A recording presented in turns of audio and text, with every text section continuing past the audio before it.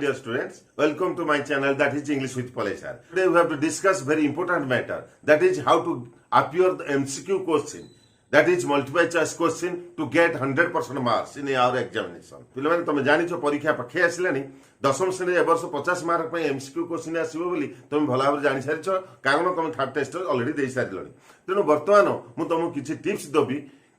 तमे एनुअल परीक्षा रे किपरि 100% मार्क रखि परिबो तेनु मन देई सुनो प्रथमे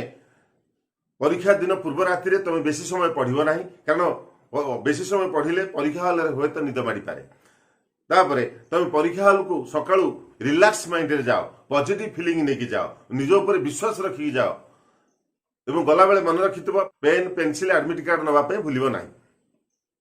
पहले माने तुम जानिछ परीक्षा हल रे 15 मिनिट पूर्व तुमको क्वेश्चन दिया जिवो तण तुम रिलैक्स माइंड रे संपूर्ण भाव रे क्वेश्चन टी को प्रथम रु शेष पर्यंत ऑप्शन सहित पढि नियो एथरा मने मने उत्तर दवा पे चेष्टा करो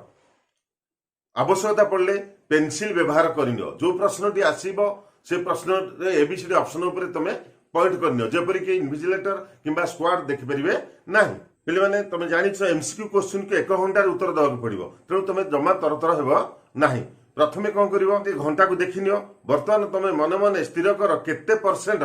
50 मार्क रु तुमको आसिला एवं केते परसेंट आसु नाही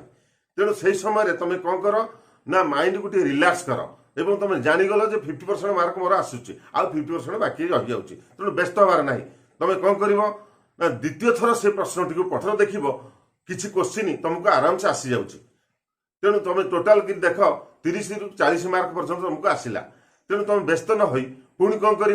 ना यही समय रे डिफिकल्ट क्वेश्चन ऊपर बेसी समय दियो नाही ताको छाड़ी दियो अन्य क्वेश्चन की आगे चलो तेणु देखिबो कम समय भितर आमे उत्तर देई पारिबा एथरा तुम देख 30 रु 40 मार्क तुमको आसीगला आउ रहिला 10 मार्क तेणु तुम एलिमेंट रंग आंसर अर्थात आम डिफिकल्ट क्वेश्चन को किपरि सहज भाव उत्तर दे परिबा पिले प्रथमे क्वेश्चन टी पढ़ तत्सहित ए बी सी डी चारोटी ऑप्शन को पढ़ नियो तुम देखिबो से चारोटी ऑप्शन भितर जोटा रंग आंसर ताको प्रथमे काटी दियो आउ रहिले तीनोटी ऑप्शन तेणु तीनोटी ऑप्शन को आउ थरे पुणी पढ़ देखिबो कोटा रिलेटेड नुहे ताको मध्य काटी दे परिबो आउ रहिला लास्ट को दुईटी ऑप्शन तेणु दुईटी ऑप्शन को देख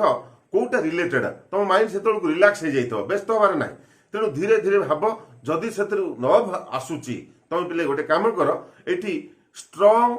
गेसिंग करनियो गेसिंग अर्थ अंदाज लगा कोटा हो पारे गोटे निश्चित भाव से ठीक बोली भावुच तेणु गोटे को सठिक भाव में उत्तर दियो नाई मामू कणा मामू भल कौन प्रश्न उत्तर छाड़ा ना पे तुम जानिच गोटे गोटे ऑप्शन रे all the above and none of this थाए तेणु ये भाया ऑप्शन जो थी तुम टे सतर्कतार सहित क्वेश्चन को आउ थे पढ़ी नियो पिले ये भाया प्रश्न ऑल द अबव क्वेश्चन देख से A B C D matching करुच्ची कि ना टे सतर्कतार सहित देख तसहित नन ऑफ दिस ये जो ऑप्शन टी कर देख तीनोटी एक आंसर भितर कौटी नथिबो ता अर्थ तुम भल भाव से देखिले तुम निश्चित भाव भल करदे पार बर्तमान गुरुत्वपूर्ण कार्य आसीगला अर्थात एमसीक्यू आंसर पेपर हमको गोल बुलिया पड़ो पे मैंने गोटे कथा मन रख मो एक्सपीरियंस कहूँ अनेक भल पिला ओभरजय होई तरतर रे गोल बुले दी थांती जहा फल कि से पछरे बहुत अनुताप करथांती तेणु थरे गोल बुले देले आउ मुंड बाड़े करेक्शन हो पार ना तेणु तुम एथरक ताहा कर ना ठीक यही समय कौन कर ना क्वेश्चन टी आउ थे पढ़ एवं तुम मारी उत्तर को ठीक नहीं आउ थे देख नियो देखियो सेथरे मध्य किछिटा भूल थाई पारे मु निश्चित भाव में ग्यारंटी दे कहूँ तेणु सतर्कता सहित आउ थे पढ़ एवं गोल टी बुल